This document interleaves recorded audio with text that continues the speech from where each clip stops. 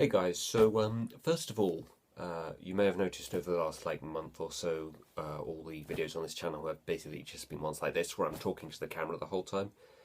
Basically, the reason for that is because the site where I type most of my scripts for these scripted videos, Google Drive, is just playing up at the moment for some reason. Every time I go on there to try and type something, the screen just instantly freezes. So I've tried refreshing the page a number of times. I've tried restarting the computer. I've tried other computers, and every time I go on there, the screen just freezes. So all I can think is that it's something at Google's end that they need to sort out. Something I'm just waiting for them to sort that crap out. But for the time being, I've just put scripted videos on hold. So at the moment, it's just these kind of unscripted talking videos. So anyway, to the subject of this video. Why is Fluttershy my least favourite of the main six? And you probably think from that title that this is going to be a video of me bashing Fluttershy, talking about why she's such a terrible character or something. No, it's not absolutely. I think she's a great character, actually. I think pretty much all the main characters in this show are great characters.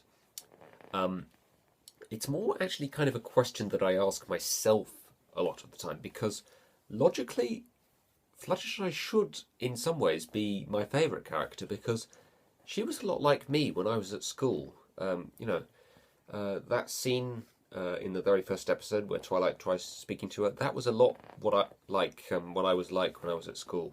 People tried to speak to me, people just tried to make conversation with me. I really wasn't comfortable just talking to people that I didn't know particularly well. I could never start a conversation with anyone. Especially someone I didn't know. I was absolutely terrified at trying to sort of make any kind of conversation with someone, and I was very sort of antisocial. I was very much about just myself. But at the same time, the kind of equivalent of seeing Spike, like Fluttershy did in that first episode, is like if somebody were to mention a film I'd seen or a video game I'd played or something, or just basically something that I had something to say about. I would just instantly jump into a conversation like that. And I would be right there, and a lot of people, they would kind of just look at me and sort of think, wow, I never knew you had so many words in you. I never knew you could talk this much, or I never knew you could talk at all. Anybody that knew me at school, shy is probably the one word they would use to describe me, I think. There were shy people, and then there were me. It was unbelievable, how timid and shy and, just not interested in anyone else that I was when I was at school. So, in some sense, Fluttershy was very much like me, so why would she be my least favourite? And I think maybe part of the reason for that is just the fact that I don't like this person that I used to be, really. If I were to meet them now, I'd probably be kind of disgusted by them. I'd probably see them as being kind of unambitious or kind of, cowardly or, almost rude, or not wanting to try and do anything to fix themselves or try and fix this kind of obvious problem with their personality. I would be kind of disgusted and annoyed by them. And, looking back, I kind of hate the type of person that I used to be. So, in that sense, Fluttershy is kind of a reminder of the type of person I used to be. And,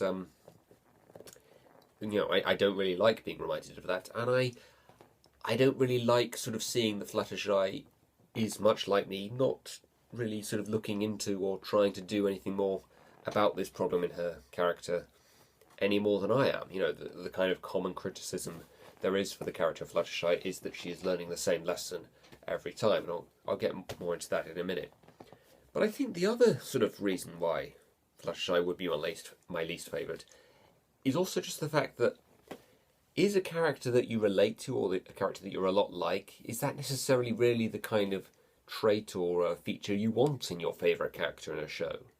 It's very common, I think, in some TV shows to give the protagonist kind of a blank slate kind of personality, or be, just the type of character you could project your own persona onto and imagine that they are you, in a way. But that's not what Fluttershy is, and that's not the type of character that Fluttershy is. Fluttershy is very much sort of an individual character that, could be like you, but that's not really the sort of purpose behind her character. She's not the type of character that you would want to imagine as yourself or see things through her eyes or anything. The there are characters that you maybe kind of root for, but you don't see things through their eyes or imagine them as you or anything. You just kind of want to see them succeed.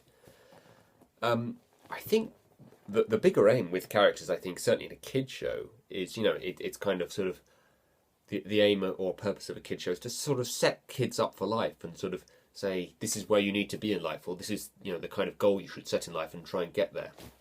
You need to try and sort of get there and be like that person. So characters in a kid show, I think, need to be the sort of characters that you kind of aspire to be like. You know, you admire or you look up to them and you kind of think, I want to be like that, or I want to get there.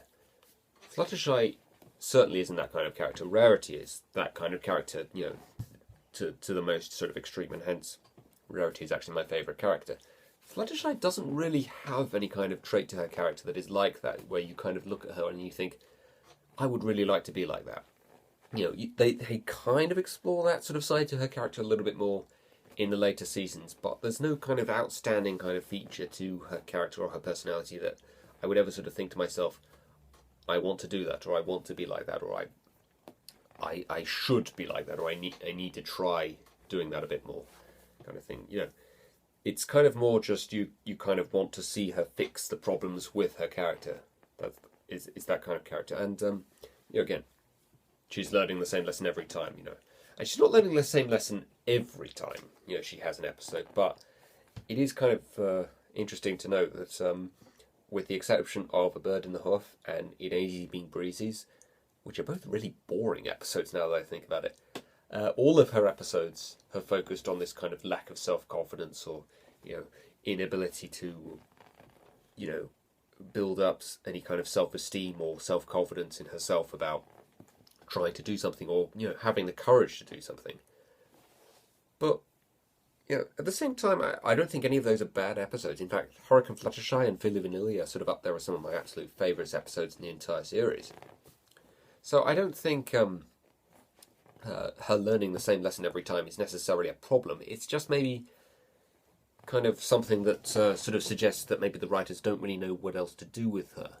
Because Fluttershy, another problem I think with her character is she doesn't have much depth to her personality. You know, she has kind of this sort of two sides to her character, where she'll kind of flip out for now and again, kind of sort of in a sort of Bruce Banner kind of way, which I guess is why she's the Incredible Hulk in Power Ponies. She's obviously very shy, as her name suggests, and she has a fascination with animals. There's not much more to her character other than that, really, and hence, you know, she's been seen as very sort of one-dimensional in that sense, and all of her episodes, with the exception of 2, have focused on this idea that you know, she lacks this kind of self-confidence. So I don't really know if maybe the writers have really found anything more to do with her character, you know. But there are kind of elements to her character that I think, you know, could be kind of interesting if the writers tried to explore it a little bit more. You know, I always kind of wondered, ever since the very first episode where I saw her, was, you know, why, when she's such a weak and such a physically, you know, socially and physically such a timid and weak kind of character, why make her a Pegasus? You know, Spike actually says in Party of One, you know, she's a Pegasus pony who's afraid of heights. You know, what's that all about? And they've never really sort of tried to explore that. You know, Hurricane Fluttershy, she's kind of put in a situation where she sort of has to do her bit and everything. But they've never really sort of explored, you know, exactly why she should necessarily need to do something as a Pegasus. You know, she was just sort of born with it as a Pegasus. You know, she didn't ask to be a Pegasus in any kind of way. Actually, now that I think about it, that's kind of something that maybe Fluttershy could have said in Hurricane Fluttershy. You know, I didn't ask to be a Pegasus. You know, I didn't ask to have to do this. But I did always kind of anticipate that the writers had something planned with that. You know, this kind of such a physically weak character, and yet they make her a Pegasus. And with the exception of Hurricane Fluttershy, which kind of explores that, they've never really sort of explored that side of her character. And the other thing is obviously the fascination with animals, which is brilliantly set up in the very first episode, I think, you know, kind of showing the contrast between her reaction to a pony and her reaction to seeing an animal. Again, there's never really been a Fluttershy episode that kind of explores that. May the Best Pet Win is the closest we've really come to that really being kind of properly explored in the show, you know, this fascination she has with animals. And, you know, maybe the Cutie Mark Chronicles, where we see how she gets her cutie mark. So yeah, it does sort of seem like there's a lot of sort of traits and kind of ideas around her character that the writers haven't really sort of known exactly what to do with. Really, they kind of just constantly resort back to this kind of she lacks self-confidence kind of trait to her personality. So she's certainly a much less well-defined and maybe a less sort of three-dimensional kind of character. But again, I'm not saying she's a bad character in any way. I'm sort of saying she's maybe my least favourite because she's less interesting. She's less sort of fascinating and kind of sort of thinking, what would Fluttershy do in this situation?